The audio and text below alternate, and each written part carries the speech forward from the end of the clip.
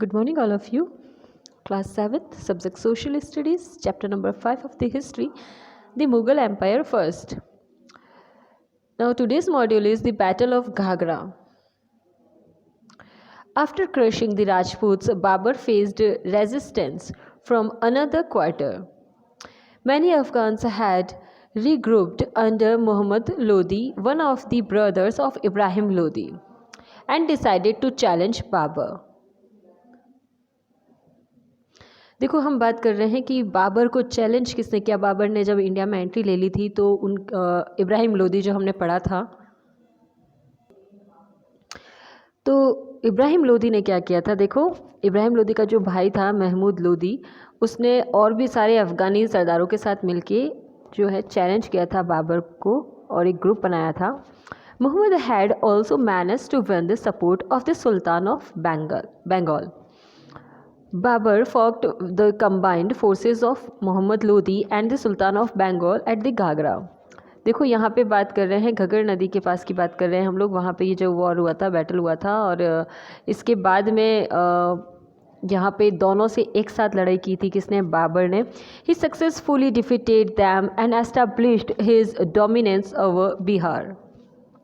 और बाबर ने क्या किया था, बहुत इजीली उनको हरा दिया था और अपना जो हक था वो वहाँ पे भी एस्टेब्लिश कर दिया था बिहार के साइड में.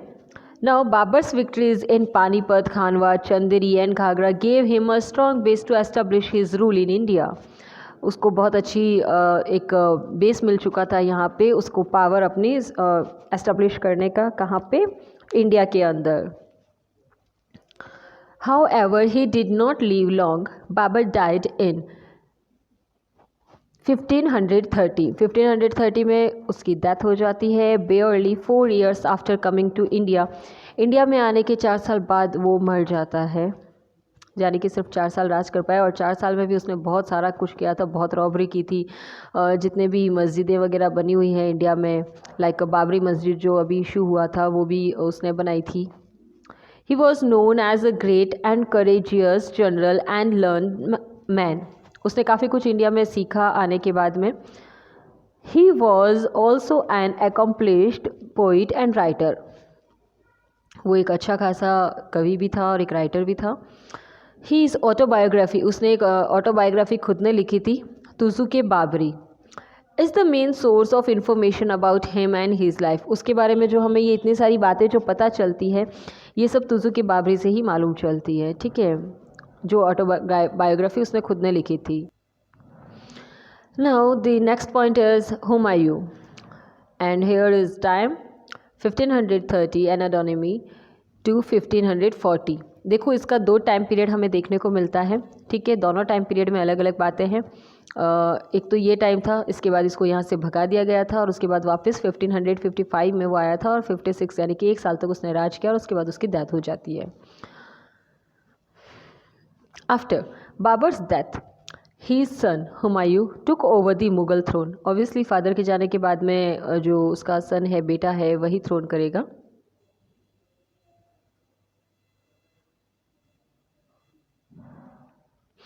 Humayun means fortunate. हुमायूं का मतलब होता है किस्मत, लेकिन वो बदकिस्मत था. कैसे था हम देखेंगे. But right from of the start his rule was full of problems. Mughal rule in India was still in its early stages and he had the tough task of consolidating it in the face of resistance from the other regional rulers.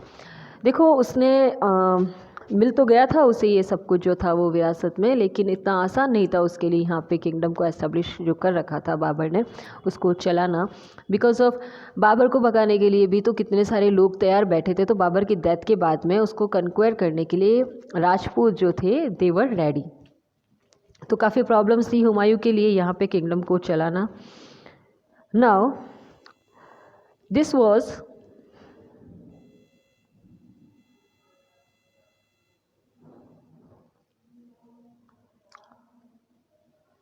This was specially difficult for Humayun. Humayun के लिए ज़्यादा difficult था. As he lacked his father's skill. उसके पास अपने father जैसी इतनी skills नहीं थी जितनी बाबर में थी, कि उसने अकेले ने इंडिया पे अटैक करके चारों तरफ में उसने जीत ले ली थी. नाउ इसके आगे देखते हैं। ड्यूरिंग हिज शॉर्ट रूल, बहुत शॉर्ट टाइम पीरियड में उसने रूल किया था, Babur had not been able to establish a system of administration over his territories. देखो बाबर तो हमेशा लड़ने में ही रह गया था क्योंकि उसके ओपोजिशंस वाले बहुत ज़्यादा थे, ठीक है। तो उसके इस वजह से क्या हो गया था, उसके जितने विरोधी थे या जितने लोग थे ओपोज करने वाले थे, उन सबको हराने में ही वो बिजी था। So that's why he was not able and he कुंट establish his administration system. उसने अपने रूल में एडमिनिस्ट्रेशन सिस्टम जो था वो एस्टेब्लिश नहीं कर पाया था। Besides Humayun, Babur had not been able to establish a system of administration over his territories, so this task had also fallen on Humayun's shoulders. In addition, at the time Humayun took over the throne, Mughal finances were also in a bad shape. Now, Humayun faced stiff, देखो उसने बहुत सारे problems face किए थे और आगे चल के उसे फाइनेंशियल प्रॉब्लम्स भी बहुत आ गई थी और हुमायूं को यहाँ से जो राजपूत राजा वगैरह थे उन्होंने भगा दिया था। Humayun faced stiff opposition from his brothers. In keeping with Babar's wishes, Humayun had given each of his brothers a province. अब देखो बाबर क्या करता है, Humayun had given of each, Humayun के और भी भाई थे, हुमायूं उनमें सबसे बड़ा था इसीलिए किंग जो था वही बना था। लेकिन हुमायूं क्या करता है कि उनको थोड़ा बहुत कुछ ना कुछ अपने जो भाई वगैरह होते हैं उनको प्रॉपर्टी वगैरह देता है, but they were not happy with them, उसके साथ में खुश नहीं थे वो लोग। It ultimately weakened his power against his rivals and led to his 15-year exile from India. 15 सालों के लिए उसे निकाल दिया जाता है इंडिया से। उसके भाई जो खुश नहीं थे तो वो क्या थे, ऑब्वियसली जब वो खुश नहीं हैं तो वो उसके खिलाफ हो जाएंगे। अब जब भाई ही खिलाफ हो चुके हैं तो ऑब्वियसली ये बाय डिफ़ॉल्ट उसकी जो पावर है वो कम हो जाएगी। किसकी? हुमायूं की। Among Humayun's main rivals were Bahadur Shah, the ruler of Gujarat, Gujarat का जो रूलर था बहादुर शाह, उसके साथ उसके ज़्यादा इश्यूज थे, एंड शेर खान और Sher Shah Suri, the Afghan ruler of Bihar, Afghani ruler थे लेकिन बिहार के साइड में थे। ये वही लोग हैं जो बाबर को सपोर्ट इन्होंने आगे चल के दिया भी था जिहाद के नाम पे, ठीक है। Now war with Bahadur Shah, Bahadur Shah के साथ जो उसके झगड़े हुए थे हम वो देखेंगे।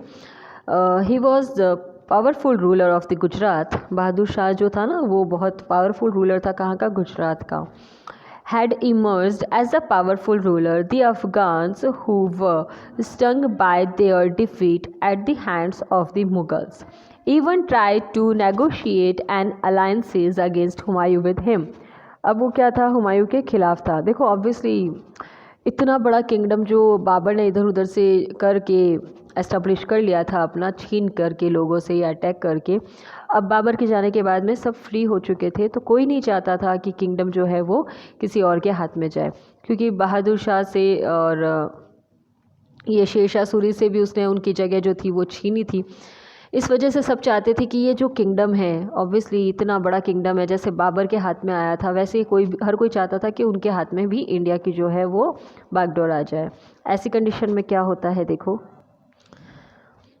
बहादुर Shah had a large and advanced army equipped with gunpowder and cannons. देखो उसके पास में तोपें भी थी, गन पाउडर यानी कि बारूद भी था बहादुर शाह के पास में, और एक स्पेशल चीज़ थी जो मैंने आपको बताया था, द टेक्निक, ठीक है। वो टेक्निक हुई क्या थी उसकी, वो थी कि वो क्या करता था, तुलुगनुमा जो मेथड होता है, that is called the Tulughma, Turkish word है ये और टर्किश लोगों से ही लिया हुआ है।